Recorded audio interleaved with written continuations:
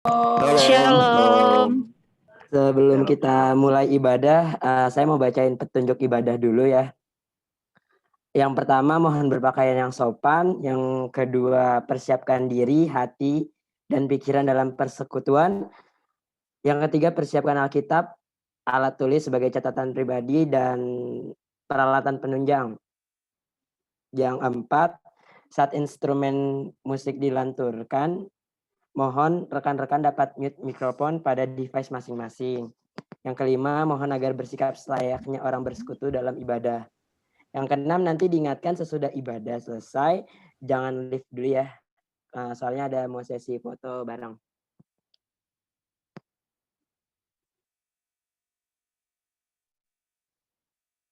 Rekan-rekan pemuda, selamat datang di ibadah Gerakan Pemuda Online Jumat 20 November 2020. Sebelum kita mulai ibadah, boleh kita saat teduh sejenak. Saat teduh dimulai.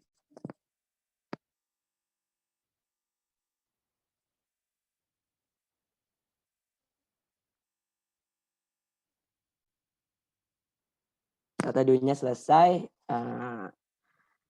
Sekarang kita boleh angkat pujian dari pujian pembuka Kidung Jemaat 440 di Badai Topan Dunia.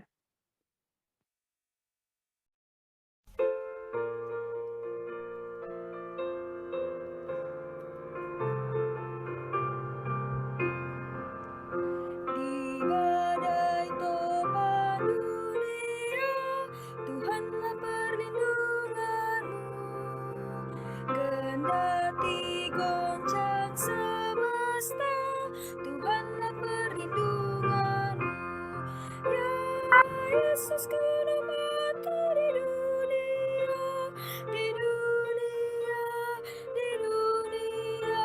Ya Yesus kena mati di dunia, tempat berlindung yang teguh, baik siang maupun malam kelak, Tuhanlah perlindunganmu. Niscaya takutmu lenyap, Tuhanlah perlindunganmu. Ya Yesus kena mati di dunia, di dunia, di dunia. Ya Yesus kena mati di dunia, tempat berlindung yang teguh.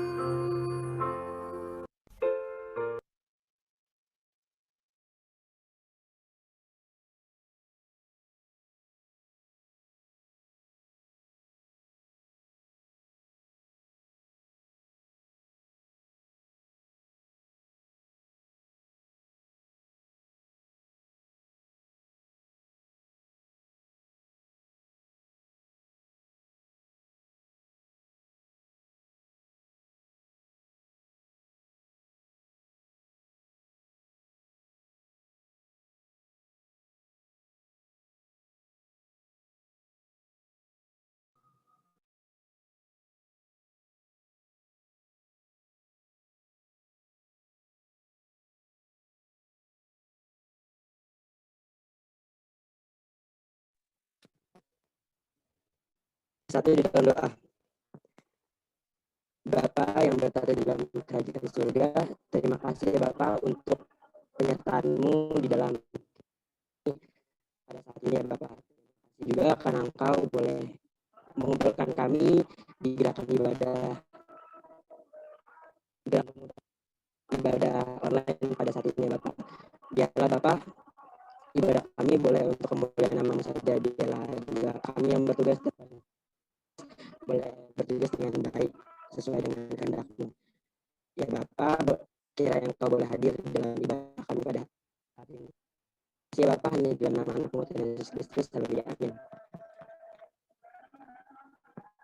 Dipersilakan untuk pelayan firman untuk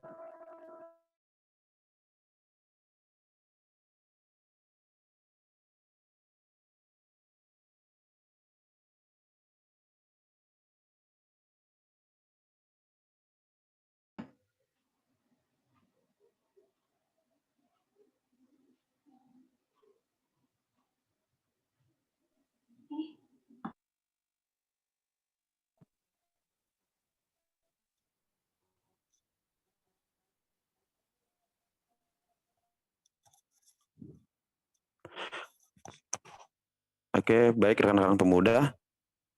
Bisa dengar suara saya? Bisa, Kak. Bisa ya? Sorry, soalnya Bisa, agak mati tadi karena ada azan kayaknya di belakang. Jadi aku nggak tahu denger. Suara putus-putus jadi nggak tahu mau sampai di mana ini. Oke, kita sama-sama buka Alkitab dulu aja. Bacaan kita malam hari ini diambil dari Imamat pasalnya yang ke-10, ayatnya yang ke-12 sampai dengan ke-15.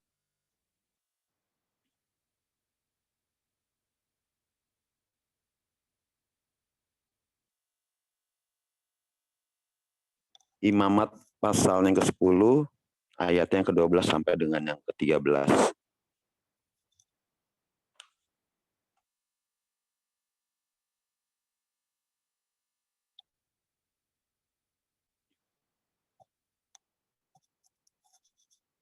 Udah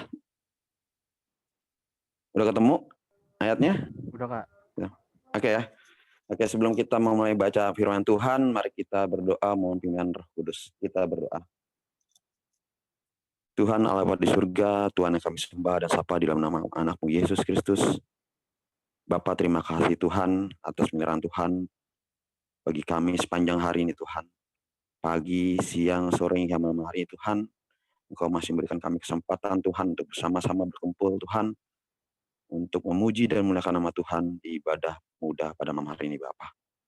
Kami percaya Tuhan itu bukan kebetulan, tapi ini semua kehendak-Mu ya Bapa. Ya Tuhan, kalau sebentar kami akan kembali merenungkan sebagian dari firman-Mu ya Bapa. Biarlah kiranya dengan segala kerendahan hati kami mohon pimpinan Roh-Mu yang kudus ya Tuhan, agar kami dimampukan untuk memahami dan mengerti apa yang menjadi kehendak Tuhan, bukan kehendak kami. Berfirmanlah Tuhan pada malam hari ini Bapa, biarlah itu semua bisa menjadi berkat bagi kehidupan kami. Di dalam nama-Mu Yesus, kami boleh berdoa dan bersyukur. Amin. Baik rekan-rekan pemuda, malam hari ini bacaan kita diambil dari Imamat pasalnya yang ke-10, ayatnya yang ke-12 sampai dengan yang ke-15. Saya akan membacakannya sendiri ya. Judul perikopnya ialah bagian imam dari korban.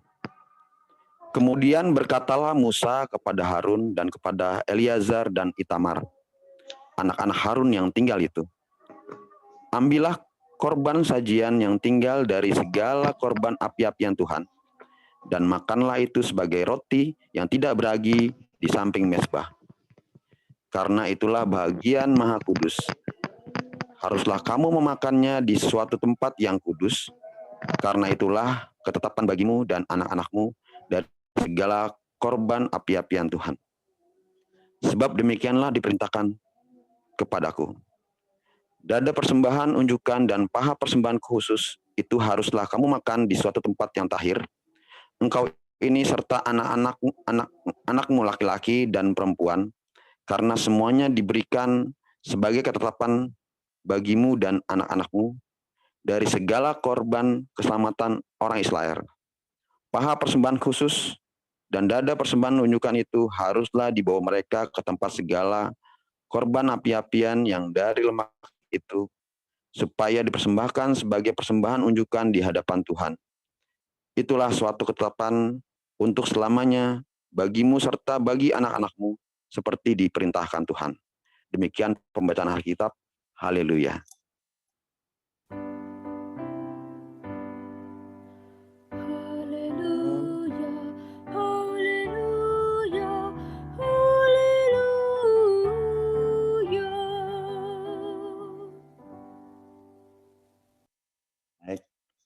Salam rekan-rekan pemuda, selamat malam.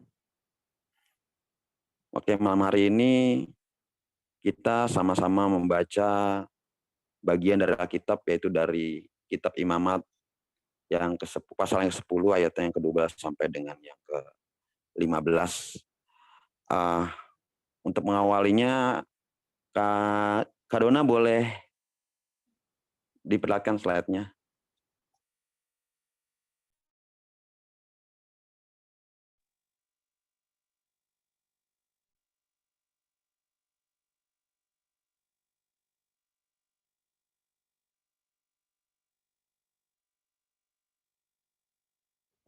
Udah muncul ya slide-nya?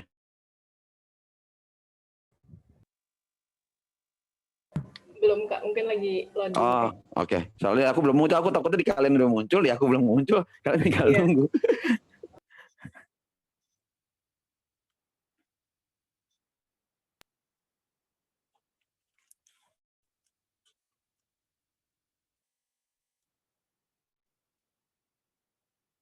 Jadi malam hari ini kita akan membahas bagian Alkitab di mana menceritakan soal Harun dan keluarganya. Khususnya malam hari ini di mana ada satu peristiwa besar, yaitu saat pentabisan para imam dalam satu rangkaian sebuah ibadah. Baik. Di slide pertama saya tulis siapa Harun. Mungkin rekan-rekan pemuda pasti sudah tahu Harun itu siapa. Harun adalah kakaknya dari Musa, yang notabene mereka adalah bagian dari suku Lewi, di mana Harun menjadi bagian yang menjadi mendapat warisan untuk menjadi pelayan atau imam dalam sebuah peribadatan. Karena memang suku Lewi yang sudah ditunjuk Tuhan sebagai suku yang akan menjadi pelayan-pelayan Tuhan, khusus melayani Tuhan. Dia tidak bekerja yang tempat lain, dia hanya bekerja sebagai pelayan Tuhan, sebagai perwakilan dari bangsa Israel saat itu. Baik, next-nya, Net. Oke. Lalu, apa sih isi dari kitab Imamat yang kebetulan kita baca pada malam hari ini? Di mana kitab Imamat itu ialah isinya mengenai penjelasan atau tentang bagaimana tata aturan peribadatan atau upacara-upacara keagamaan yang harus dilakukan oleh bangsa Israel, dan juga sebagai tuntunan di mana ketika kita berkehidupan atau bangsa Israel saat itu berkehidupan, tuntunan sebagai hidup yang kudus. Nah, di kitab Imamat inilah Tuhan memberikan banyak petunjuk lewat imam-imam yang sudah ditunjuk oleh Tuhan sebagai imam bagi bangsa Israel. Jadi kitab Imamat ini berisi tentang aturan-aturan atau peribadatan, juga upacara-upacara keagamaan untuk bangsa Israel ketika mereka saat itu belum memiliki raja, tapi hanya beracuan pada imam-imam.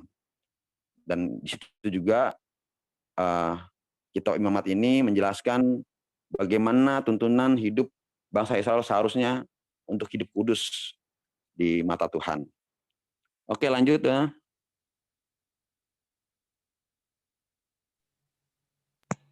Slide yang ketiga. Oke. Malam hari ini bacaan kita diambil dari Imamat pasalnya yang ke-10 ayatnya yang ke-12 sampai dengan yang ke-15. Nah, ini cuman bagian dari menceritakan akhir dari rangkaian proses penabisan imam Harun sebagai imam.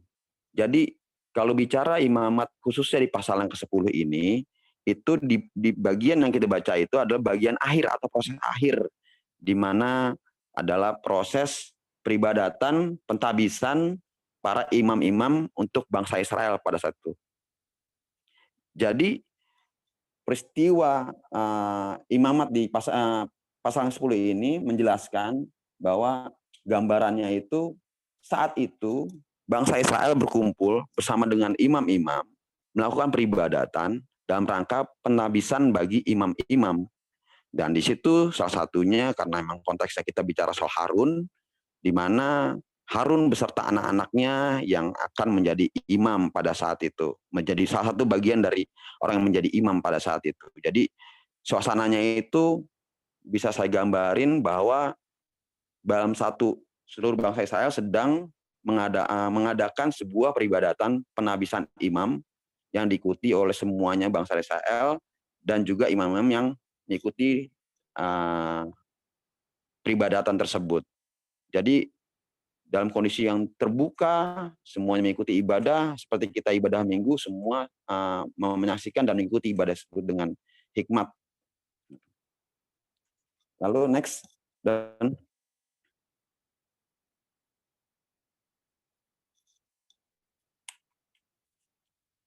Dana. Nah, di bagian SBP di situ dikatakan ketika Harun melakukan hal itu, dia dalam keadaan duka.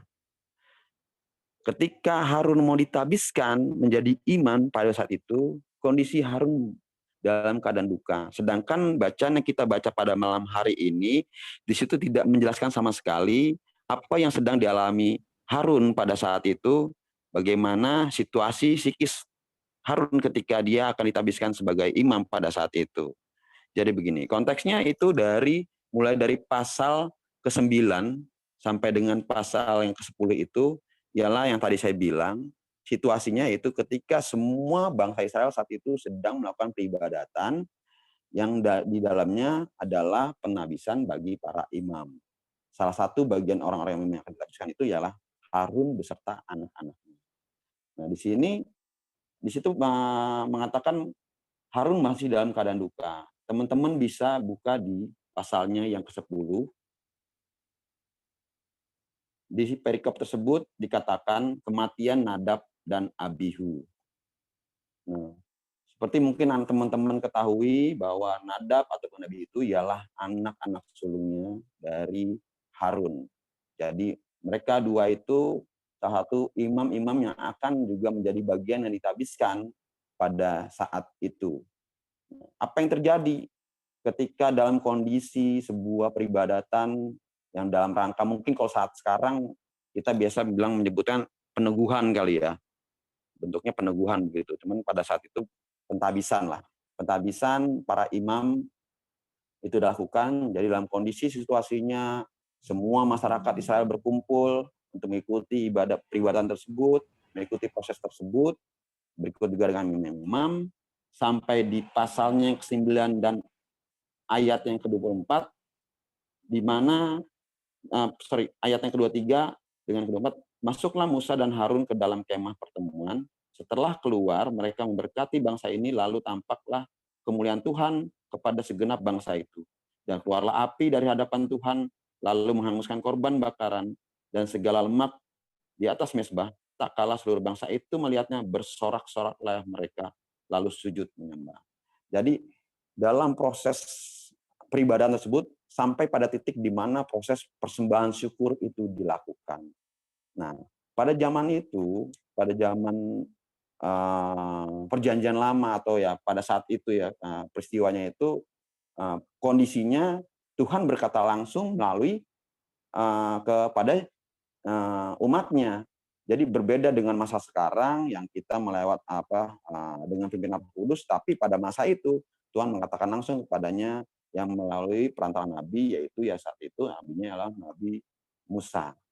Jadi dalam proses persembahan saat itu, ketika menyelesaikan proses persembahan itu, Tuhan membakar habis persembahan syukur yang sudah disediakan bagi Tuhan oleh mereka ketika mereka melakukan peribadatan tersebut. Ketika penunjukan Tuhan membakar habis api yang diberikan Tuhan, membakar korban bakaran tersebut, disitulah umat Israel bersukacita. Namun di saat yang bersamaan, apa yang terjadi yaitu anaknya dari Harun, yaitu Nadab dan Abihu, melakukan tindakan lain. Nah, bisa dilihat dari pasalnya yang ke-10, di ayat yang pertama, dan seterusnya. Kemudian anak-anak Harun, Nadab dan Abihu masing-masing mengambil perbaraannya, membubuh api ke dalamnya, serta menaruh ukup di atas api itu. Dengan demikian mereka mempersembahkan kehadapan Tuhan api yang asing, yang tidak diperintahkannya kepada mereka.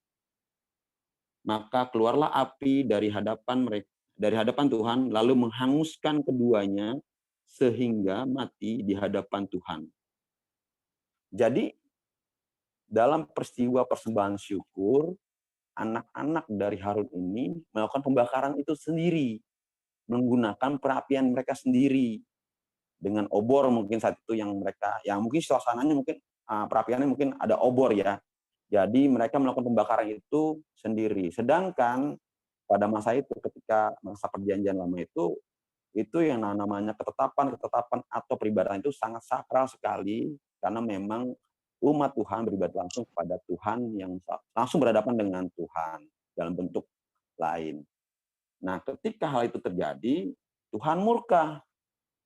Karena ketetapan Tuhan ialah yang harus membakar habis korban bakaran itu ialah api yang dari Tuhan, bukan api dari umatnya atau imam yang kebetulan saat itu anak-anaknya dari Harun, yaitu Nadab dan Abihu.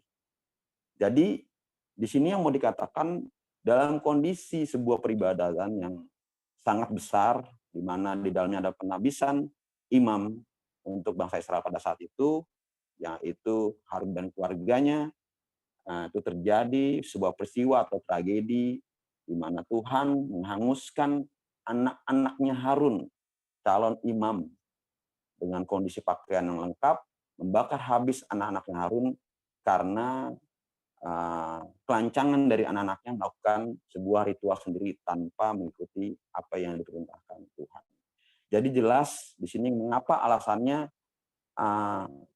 kondisi saat itu Harun terluka, kita bisa bayangkan di depan bangsa Israel, di depan matanya sendiri, Harun harus melihat anaknya mati terbakar yang dilakukan oleh Tuhan itu sendiri akibat dari rancangan mereka. Jadi itulah mengapa di dalam SBP dikatakan Harun mengikuti proses ini dalam kondisi kedukaan, dalam kondisi kesukaran. Jadi bisa dibayangkan siklus seorang Harun sebagai orang tua melihat anaknya hangus terbakar, dibunuh oleh Tuhan dengan cara dibakar api Tuhan karena rancangan dari anak-anaknya itu sendiri. Oke, next. Nah, di sini pengurus memberikan tema How to Drive on Bumpy Road. Nah, kalau melihat dari SBP itu yang di judulnya bertuliskan di tengah kesukaran tetap menjalankan perintah Tuhan. Ya mirip lah, sama-sama lah. Artinya ketika kita menjalani sebuah kehidupan akan begitu banyak belokan atau kerikil atau tikungan-tikungan yang akan menghalangi dalam kehidupan kita. Nah, kembali lagi seperti apa yang terjadi oleh Harun di tengah-tengah kedukaannya dia, di tengah-tengah kecemasan, rasa yang begitu tertekan, tapi dengan ketaatannya Harun tetap melakukan apa yang diperintahkan Tuhan. Apa yang menjadi perintah Tuhan, menjadi track dalam sebuah ibadah itu harus tetap dilakukan sampai tuntas, di mana Musa menyuruh ponakan-ponakan dari Harun untuk mengangkat mayat dari anak-anak Harun keluar, sedangkan Harun harus tetap di dalam perkemahan tersebut untuk melanjutkan peribadatan. Jadi sangat-sangat terlihat jelas bagaimana ketaatan seorang Harun, bagaimana ketekunan, kesetiaan seorang Harun ketika begitu besar hal yang terjadi dalam hidupnya, harus melihat ke peristiwa di mana anak-anaknya mati, teman dia harus tetap melakukan apa yang menjadi perintah Tuhan. Nah, refleksinya sama seperti apa yang coba disambungkan seperti yang pengurus katakan. Nah, masukkan di dalam sebuah tema How to Drive on Bumpy Road, di mana ketika kita menjalani kehidupan kita yang begitu banyak gejolak, begitu banyak gelombang, yang nggak mulus-mulus aja ke depan, pastinya akan banyak kerikil dan gangguan, tapi tetap melakukan perintah Tuhan. Itu kan yang menjadi tema atau pesan yang mau disampaikan pada ibadah malam hari ini, khususnya ayat yang kita bacakan di mana kita mengacu pada peristiwa yang dialami dialami Harun pada saat itu. Nah, contoh kecilnya ya mudah saja.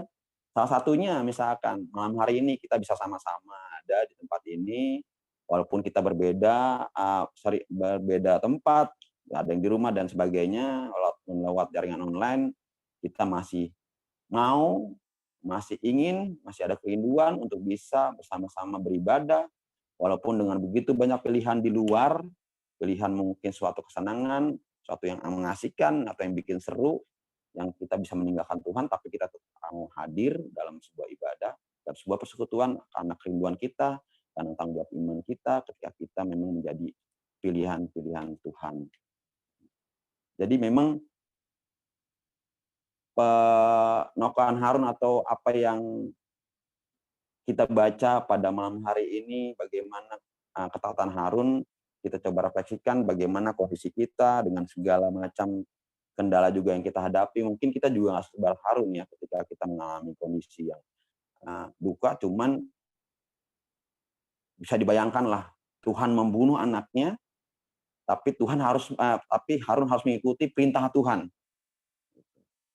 Nah, bagaimana dengan kita? Ya mungkin begitu banyak juga gejolak yang terjadi, cuman mungkin nggak seberat yang dialami Harun pada saat itu, disaksikan begitu banyak orang oleh bangsa Israel pada saat itu. Oke, next, Dana. Nah, tadi ada pesan dari pengurus mencoba mengambil 2 bagian untuk meneladani apa yang sudah dilakukan Harun pada peristiwa peribadatan penabisan tersebut. Yaitu pertama, tidak mencari jalan pintas. Kalau bisa direfleksikan pada kehidupan sekarang, ketika kita memang mengalami hal-hal yang sifatnya kendala, atau yang sifatnya membuat iman kita jatuh, atau dalam sebuah pilihan-pilihan yang mungkin di sini asik, di sana di tempat ibadah nggak asik, tapi kita memilih tetap di tempat gimana kita harus beribadah. Yang perlu teman-teman ketahui bahwa Tuhan itu tidak mengajar kita untuk menjadi jalan pintas. Yang jelas Tuhan itu tidak mengajarkan kita untuk mencari jalan pintas. Yang Tuhan ajarkan pada kita ialah mencari jalan yang benar. Jadi kalau kita bicara jalan pintas, kalau jalan pintas belum tentu jalan itu benar. Kenapa? Karena kalau dari kata-katanya jalan pintas, lebih ke spontanitas, lebih ke pikiran kita sendiri, lebih pada kemampuan kita sendiri atau ego kita sendiri ketika kita melakukan apa yang kita inginkan atau yang akan kita lakukan ke depan. Jadi Tuhan sekali lagi tidak mengajarkan kita soal jalan pintas, tapi Tuhan mengajarkan kita akan jalan yang benar.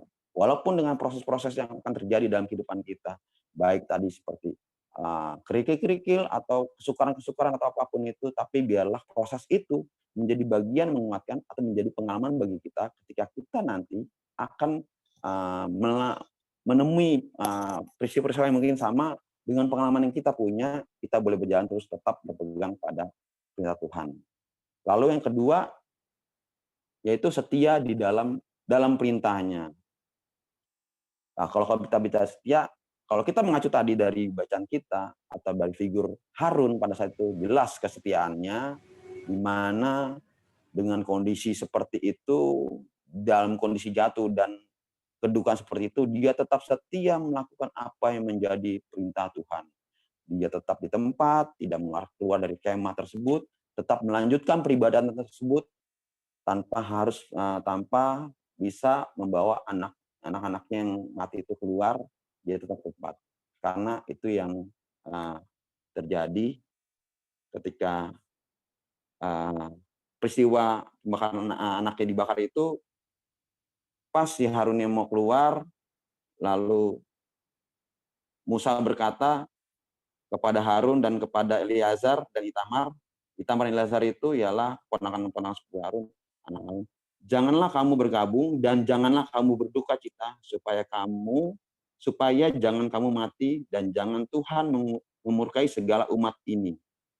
Jadi ketika hal itu terjadi, Musa justru mengatakan pada Harun, jangan berduka.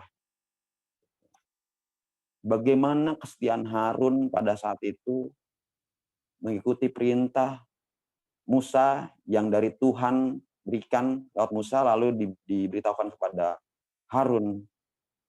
Ketika dalam kedudukan itu dia tetap setia melakukan peribadahan itu sampai selesai, di mana ayat yang kita baca pada malam hari ini ialah proses terakhir dalam proses peribadatan penabisan Harun sebagai imam.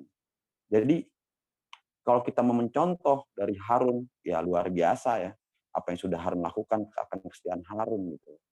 Yang jelas kalau kita setia artinya kita tidak egois, kita akan melakukan hal-hal melalui tuntunan Tuhan, bukan lewat tuntunan atau akal pribadi kita masing-masing. Lalu melakukan apa yang menjadi perintah Tuhan, bukan menjadi keinginan sendiri, seperti juga apa yang terjadi pada anak-anak Harun ketika dia membakar dengan bakaran korban bakaran itu dengan api yang sendiri, itu tidak melakukan perintah Tuhan karena Tuhan sudah memerintahkan memakai api yang daripada Tuhan, bukan api sendiri. Itu contohnya. Lalu bagaimana, pertanyaannya begini sekarang. Bagaimana kita tahu bahwa apa yang kita lakukan itu adalah kehendak Tuhan atau sesuai dengan perintah Tuhan? Bagaimana kita mengetahui ketika kita mau melakukan sesuatu, kita melakukan itu sesuai dengan kehendak Tuhan, atau sesuai dengan perintah Tuhan, atau sesuai dengan apa yang menjadi keinginan Tuhan, bukan keinginan kita, atau keegoisan kita dengan cara berpikir pintas tadi. Apa yang bisa menjadi ukuran bagi kita, di mana kita sudah menjadi perintah Tuhan, mengikuti perintah Tuhan. Kalau saya pribadi, kalau saya bisa sharing di sini buat teman-teman atau teman-teman pemuda, bagaimana saya tahu bagaimana ketika saya melakukan kehidupan dan apa yang harus saya lakukan ke depan. Saya cuma mau kasih tahu apapun yang kita lakukan di dalam kehidupan kita agar kita tahu itu bagian apa yang kita lakukan itu sesuai dengan keinginan Tuhan, hendaknya kita berserah. Hendaknya kita berserah. Jadi ketika kita mau melakukan sesuatu, yang pertama itu kita berdoa. Kita berdoa dulu. Apakah apa yang akan kita lakukan, kita bilang buat Tuhan apa yang akan kita lakukan, dan kita mohon pimpinan Tuhan agar apa yang kita lakukan itu berkenan bagi Tuhan. Tuhan pasti akan jawab. Tuhan pasti akan jawab. Apa yang akan terjadi pada kita, itulah jawaban Tuhan. Baik hal itu tidak menyenangkan bagi kita, baik hal itu tidak sesuai dengan ekspektasi kita, baik hal itu tidak memberikan hasil yang kita inginkan, namun itulah yang menjadi kehendak Tuhan. Ketika kita berdoa, berserah sebelum kita melakukan sesuatu dalam kehidupan kita, atau kita dalam mendapatkan sebuah pilihan, kita harus memilih bagaimana kita menandai itu kita akan mengikuti perintah Tuhan, berserah dulu dan berdoa dulu memohon pimpinan Tuhan. Jadi kalau digambarinnya itu, ketika kita ternyata melakukan hal yang salah, ingat Tuhan tidak akan membiarkan kita jatuh tergeletak. Kenapa Tuhan akan menopang kita? Karena sebelum kita melakukan hal itu, kita sudah meminta dulu kepada Tuhan, atau kita sudah berserah dulu kepada Tuhan apa yang akan kita lakukan. Jadi ketika kita melakukan sesuatu, kita berserah, artinya kita sudah melepaskan atau kita sudah menyerahkan sepenuhnya apa yang akan kita lakukan kepada Tuhan, dan kita yakin Tuhan akan memberikan yang terbaik bagi kita. Lalu ketika kita salah jalan, Tuhan akan menopang kita sehingga kita tidak jatuh, tergeletak, atau terjerumus lebih dalam lagi. Ketika kita melakukan semua tindakan atau kehidupan kita dengan berserah dulu kepada Tuhan, arti kita setia kepada Tuhan. Kenapa kita bisa dibilang setia kepada Tuhan? Karena kita berjalan atau berkehidupan tidak berdasarkan akal pikiran kita sendiri, tapi kita menyerahkan semua itu kepada Tuhan. Itulah bentuk kesetiaan kita kesetiaan kita kepada Tuhan ketika kita melakukan kehidupan kita hari lepas hari. Jadi itu yang bagian bisa menjadikan tanda. Dengan contoh keteladan itu dari Harun. Begitu berat, begitu besar gelombang, begitu besar perasaan yang menghancurkan, peristiwa-peristiwa atau kehidupan kita juga dalam kehidupan hari-hari kita yang begitu menghancurkan, membosankan, cuma Tuhan tetap hadir pada kita ketika kita berserah pada Tuhan. Itulah wujud dari bentuk kesetiaan di mana kita menjadi umatnya harus setia mengikuti apa yang diperintahkan Tuhan, dan sebagai penandanya agar kita tahu apakah itu sudah diperintahkan Tuhan, itu adalah penyerahan hidup kita atau penyerahan kita ketika kita melakukan sesuatu yang kita kepada Tuhan terlebih dahulu. Jadi sambungannya dari perikop ini jelas kalau kita membaca bagian dari sepenggal dari ayat yang kita baca pada malam hari ini, yaitu sebuah rangkaian di mana sebuah bangsa Israel pada saat itu melakukan peribadatan yang di dalamnya ada pentabisan para imam, yang di dalamnya juga yang akan ditabiskan itu ialah Harun beserta dengan anak-anaknya. Lalu di tengah perjalanan peribadatan tersebut, pada saat persembahan syukur, persembahan kepada Tuhan, korban bakaran, Tuhan sudah memerintahkan bahwa korban bakaran yang akan dihabiskan oleh apinya dari Tuhan, namun anak-anak Harun ini melakukan pembakarannya sendiri. Dan itu melanggar dari ketetapan Tuhan. Sebagai hukumannya, pada saat itu juga, ketika saat ibadah itu juga, Tuhan menghanguskan anak-anak, membakar anak-anaknya Harun lewat api yang Tuhan miliki di depan bangsa Israel. Dan di situ Harun harus tetap melakukan perintah Tuhan dengan tidak meninggalkan peribadatan itu dan terus melanjutkan peribadatan itu. Kesetiaan Harun luar biasa. Dengan kondisi yang sangat berduka di depan matanya, anak-anaknya harus mati oleh Tuhan, tetapi dia harus tetap mengikuti perintah Tuhan. Besar kesetiaan Harun kepada Tuhan. Lalu pesannya apa yang mau disampaikan juga? Kalau tadi kita bicara soal jalan pintas atau setia dalam perintahnya, itu pesan yang disampaikan oleh pengurus yang dititipkan buat saya, agar bagaimana pemuda kita sebagai anak-anak Tuhan, terlebih lagi kita sebagai pemuda yang memiliki kedewasaan yang iman, ketika kita menjalankan menjalani kehidupan, kita tidak mencari jalan pintas, dan kita tetap setia apapun bentuknya dalam perintah Tuhan.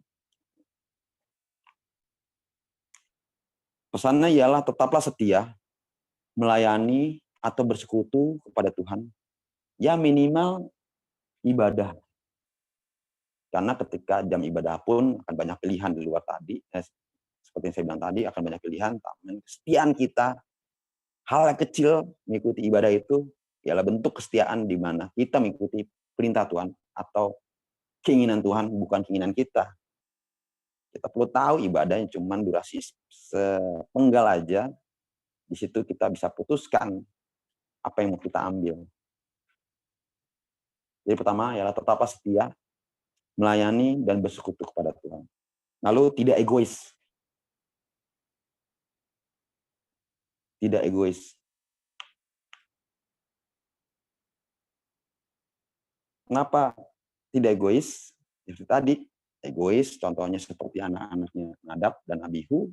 Dia melakukan apa yang ada dalam pikirannya, dia melakukan apa yang ada dalam pikiran spontanitas, apa yang ada dalam hatinya, bukan apa yang dikehendaki Tuhan. Jadi ketika kita berjalan, menjalani kehidupan kita memakai pikiran kita, tapi memakai apa yang menjadi perintah Tuhan. Yang ketiga, ingatlah selalu berserah kepada Tuhan, seperti apa yang saya bilang tadi.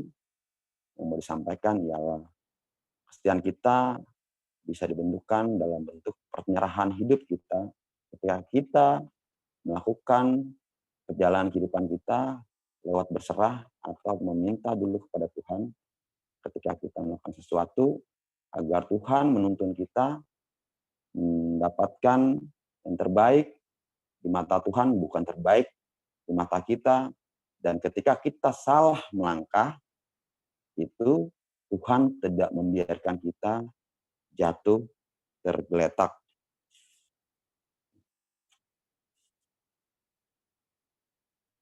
Jadi pesan malam hari ini yang mau disampaikan itu, kiranya apa yang menjadi renungan kita malam hari ini lewat kehidupan Harun, Christian Harun, kita juga boleh pakai dalam kehidupan kita hari lepas hari, bagaimana ketaatan Harun mengikuti perintah Tuhan, dan kita pun juga harus seperti itu. Amin. Terima kasih Penatua Aris Lakajen yang sudah memberitakan firman-Nya kepada kita semua. Biarlah kita boleh setia dalam perintah Tuhan dan selalu mengandalkan Tuhan di setiap jalan kehidupan kita.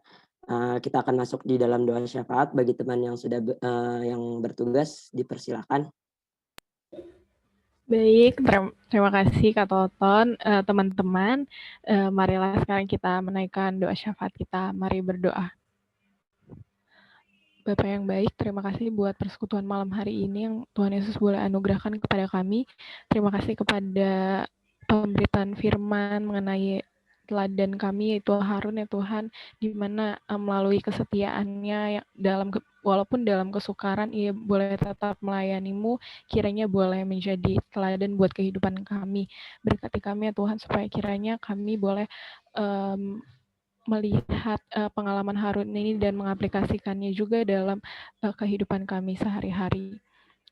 Terima kasih juga ya Tuhan buat pelayan firman pada malam hari ini, buat Penatua Aris Lakajen, kiranya Tuhan Yesus yang memberkati setiap pemberitaan firman-Mu melalui mulutnya, kiranya ia boleh diberkati dalam setiap kehidupannya. Terima kasih juga Tuhan buat platform Zoom ini, sekalipun kami yang masih berada dalam masa pandemi ini, kami boleh menikmati persekutuan malam hari ini lewat platform Zoom ini. Kiranya Tuhan Yesus yang memberkati terus ya Tuhan, kiranya kami boleh terus memuliakan nama-Mu dalam berbagai kondisi yang kami lalui. Kami berdoa juga ya Tuhan, dalam masa pandemi ini kami selalu berharap ya Tuhan, dan selalu menaruh pengharapan kami di bawah kaki salib-Mu. Kami selalu berharap kiranya pandemi ini boleh cepat berlalu. Tuhan Yesus yang mau memberkati buat para tenaga medis, buat para ilmuwan yang sedang mencari obat penawar dari pandemi ini, buat pemerintah dengan segala kebijakannya untuk menanggulanginya juga. Tuhan Yesus yang kiranya mau tetap bersama-sama dengan mereka. Berkati juga kami ya Tuhan sebagai masyarakat, kiranya kami boleh menaati kebijakan dan mematuhi kebijakan dari pemerintah, protokol kesehatan juga kami boleh patuhi, supaya kiranya dengan kerjasama kami ini, pandemi ini dalam nama-Mu boleh selesai ya Tuhan. Kami juga memberkati pelayanan dan kehidupan kami sepekan ke depan, Tuhan yang kiranya mau memberkati kami, melalui kesehatan, melalui kebugaran fisik, melalui kebugaran mental kami juga ya Tuhan, dalam melewati hari-hari kami sepekan ke depan. Kiranya Tuhan Yesus yang mau tetap bersama-sama dengan kami.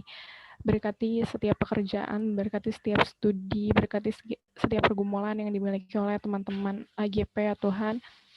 Tuhan Yesus yang kiranya mau tetap berjalan bersama dengan mereka seperti Engkau menyertai Harun. Bapa yang baik, inilah doa yang kami sampaikan pada malam hari ini. Berkenan Tuhan mengampuni setiap salah dan dosa yang kami lakukan. Di dalam nama anak-Mu Yesus Kristus yang telah mengajar kami berdoa.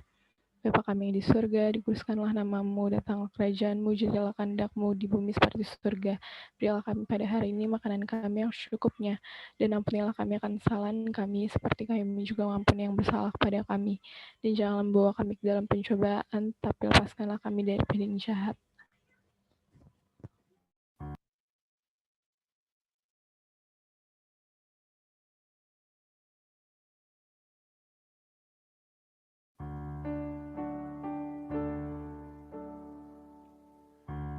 Karena Engkaulah yang mempunyai kerajaan dan kuasa dan kemuliaan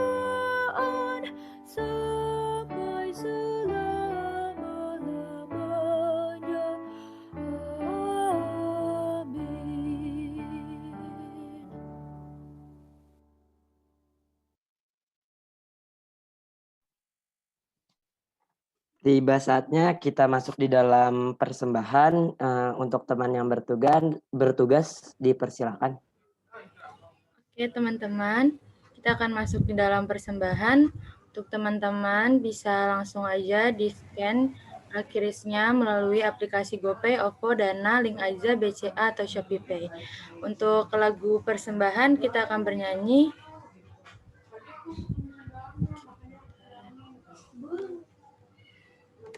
dari KJ 301.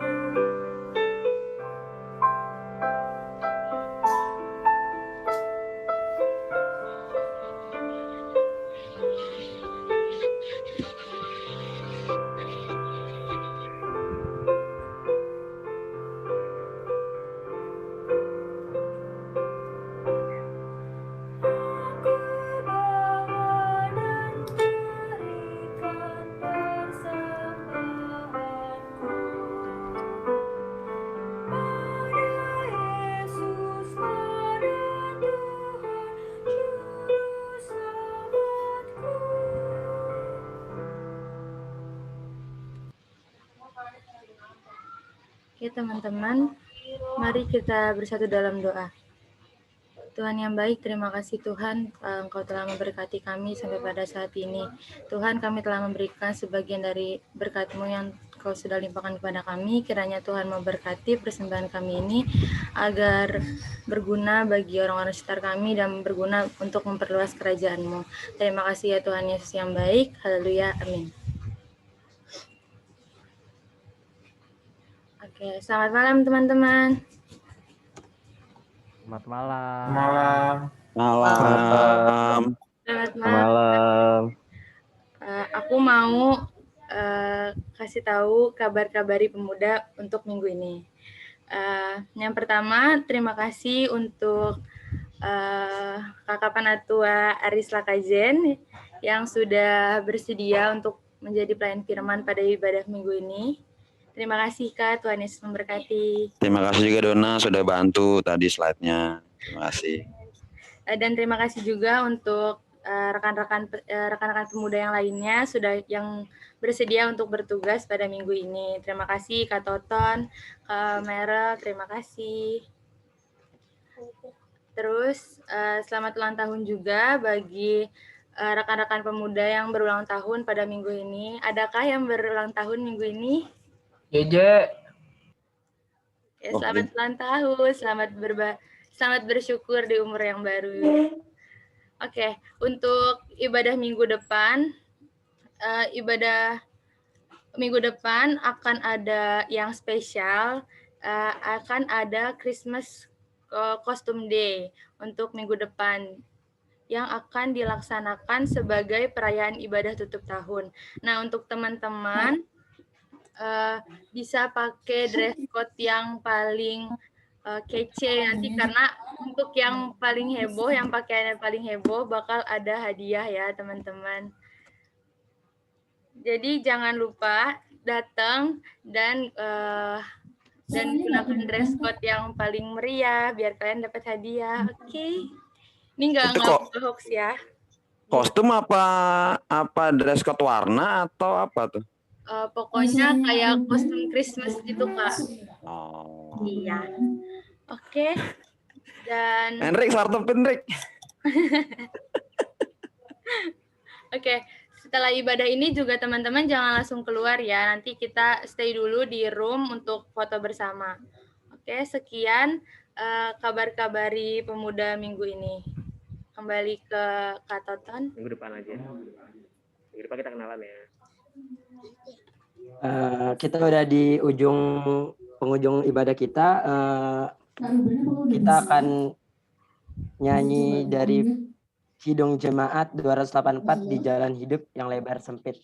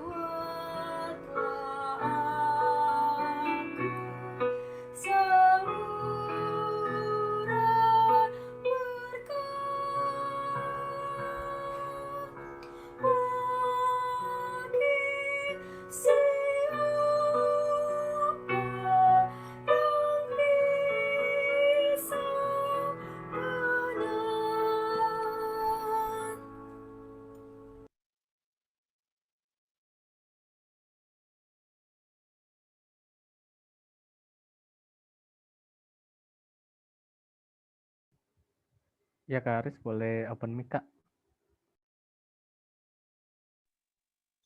Sorry. Baik, rekan-rekan pemuda, kita berdoa. Bapa, terima kasih Tuhan atas kasih-Mu yang indah ini Tuhan, yang boleh menyertai kami dalam ibadah kami malam hari ini ya Bapa, dari awal hingga akhir Tuhan. Biarlah apa yang boleh kami dengar pada malam hari ini Tuhan, boleh menjadi berkat bagi kami Bapa. Rekan-rekan pemuda, arahkanlah hati dan pikiran-Mu kepada Tuhan, serta terimalah berkat-Nya. Tuhan memberkati engkau dan melindungi engkau. Tuhan menyinari engkau dengan wajah-Nya dan memberi engkau kasih karunia. Tuhan menghadapkan wajah-Nya kepadamu dan memberi engkau damai sejahtera.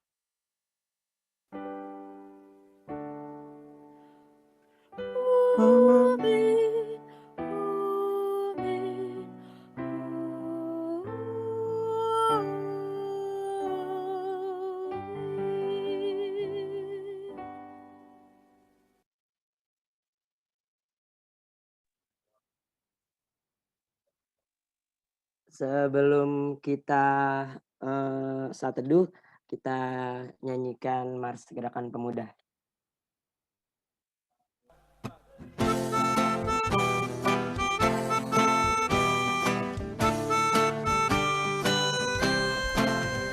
Ya di dalam iman percaya pada Kristus Tuhan, kami pemudi dan pemuda melayaninya. Pada kejaran masyarakat, kami hadir di dalamnya. Dalam kasih setia Tuhan sempurnalah. Persoalan dan tantangan teratasilah oleh hikmat dari Tuhan. Kami siap mewujudkan sosok yang benar.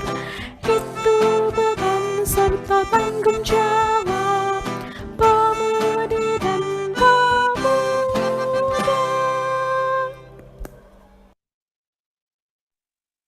Dipersilakan untuk saat teduh.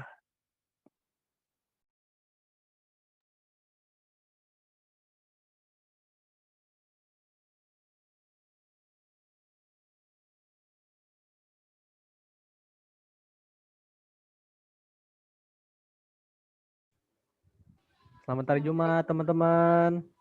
Selamat hari Jumat. Selamat hari Jumat.